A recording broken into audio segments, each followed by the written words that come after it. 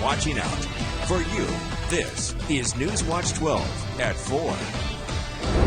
A 4-acre vegetation fire broke out at a solar farm in Eagle Point this afternoon, and it's not the first time. Thank you for joining us for NewsWatch 12 at 4. I'm Tim Quidadamo. And I'm Haley Gravitt. The fire was reported around 2 p.m. today and was knocked down within the hour. NewsWatch 12 is at the scene as crews are mopping up. Let's take a live look out at that mop up right now.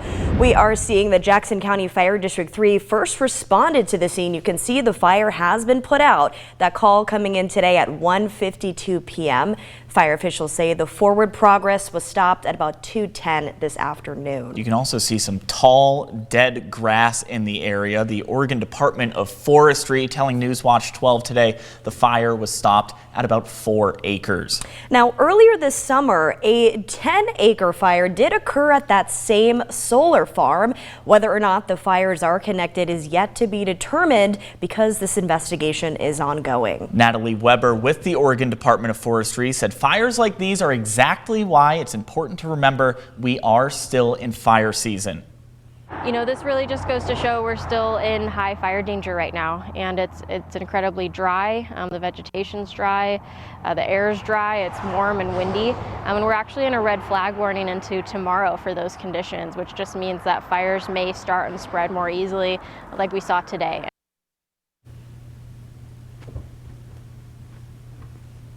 And now we'll turn to Stormwatch 12 Chief Meteorologist Matt Hoffman over in the Weather Center. Matt, you heard Natalie just said it, some red flag warnings still in effect. There's another one going into effect for the Ashland area later tonight.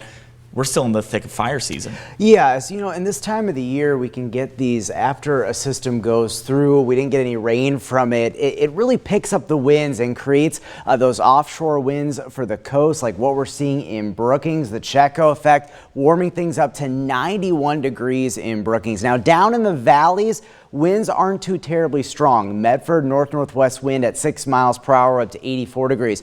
But higher up in the foothills, up into the coastal mountains, that's where we're seeing some stronger gusts up to 30 miles per hour. And that windier weather is also making for some very low humidity. Look at Brookings, 8% humidity. So taking a look at that red flag warning, we do have a red flag warning already in place from last night. Curry, Josephine, Western Siskiyou County, but the one for Jackson County and then along the Cascades and Siskiyous, including the Ashland area and then up on Roxanne, that goes into effect starting at 8 p.m. tonight. And all of these red flag warnings go through 11 a.m. Tuesday. It's the combination, especially in the higher elevations, of those gusty winds and very low humidity. Even at night when humidity values should come up, they're not going to do that because of those gustier conditions. So we will have that critical fire weather conditions in place overnight into tomorrow morning. In the meantime, this evening in the Rogue Valley, skies will be clear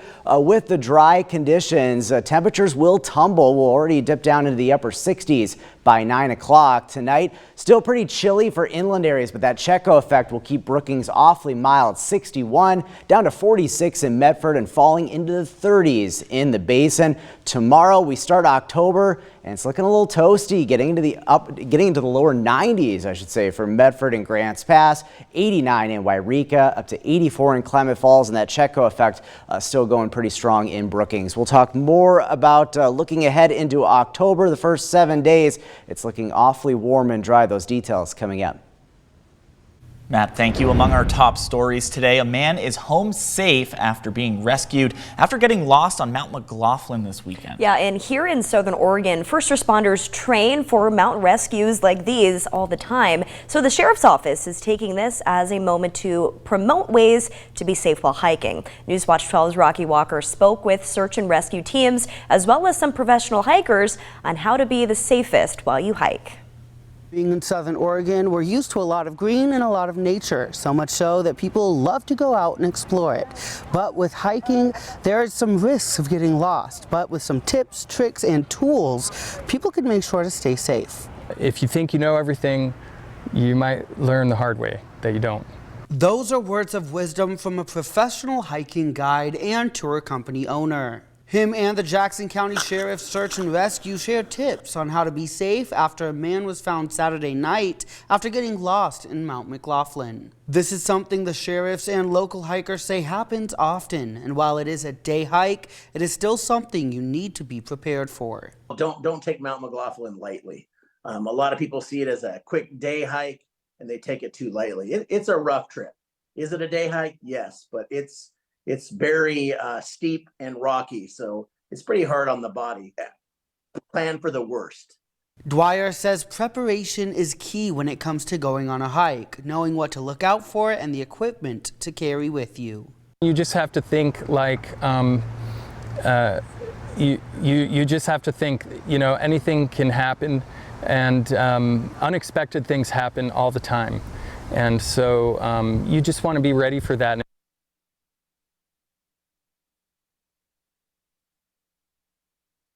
And equipment that's advised to be carried in a lightweight go bag is twice the amount of water that you think you'll need, some high-calorie snacks, a first aid kit, a satellite GPS, and a headlamp to see, and a jacket to keep you warm, even if you don't think you'll be out past dark. In Josephine County, rural Metro Fire is reminding drivers to stay engaged on the road after responding to a series of rollover crashes last week. Yeah, NewsWatch 12's Leave column sharing some ways to help keep yourself safe. Rural Metro Fire says that human behavior plays a role in many of the rollover crashes they see. One way you can keep yourself safe, though, is buckling up.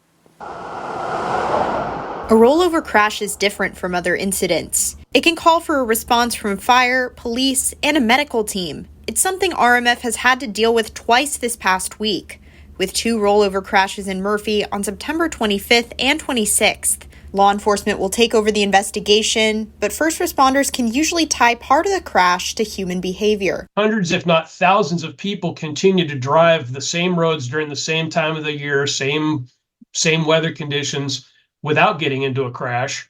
So what is it about these individuals? Buckling up is always the first step, no matter where you're driving. RMF also says to steer clear of distractions like your phone and to pay attention to the behavior of the drivers ahead of you. Coming up on our special edition after Monday Night Football, find out how the landscape can impact response to a rollover. In Jackson and Josephine County, Leave column, NewsWatch 12.